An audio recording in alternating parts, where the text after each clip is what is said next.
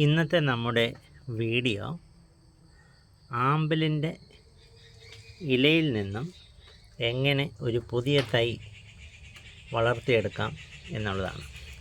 ഇത് നമ്മൾ ആദ്യമായി ചെയ്യേണ്ട നല്ലവണ്ണം മൂത്ത ഒരു ഇല അടർത്തിയെടുക്കണം.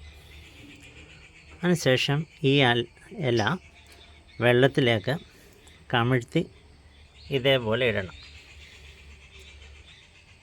ഒരു 5-8 ദിവസം കഴിയുമ്പോൾ ഇതിൻ്റെ മുകൾ ഭാഗത്തു നിന്നും ഇതേ രീതിയിൽ ഒരു മുകുളം ഉണ്ടാകാൻ തുടങ്ങും. അങ്ങനെ മുകുളം ആയിക്കഴിഞ്ഞ് ഈ ഇല തിരിച്ചിടണം. അപ്പോൾ അതിൻ്റെ വേരുകൾ താഴേക്ക് ഇറങ്ങി മുകളിൽ കുറേ ഇലകളുമായിട്ട് പുതിയൊരു തൈ ഉണ്ടാകുന്ന കാണാം. പുതിയൊരു തൈ ഇത് അല്പം കൂടി വളർന്ന ശേഷം ഇത് സാധാരണ ചെയ്യുന്ന പോലെ മണ്ണിൽ താഴ്ത്തി വെച്ചാൽ വെള്ളത്തിൽ പുതിയൊരു ആമ്പൽ തൈ ഉണ്ടാവും.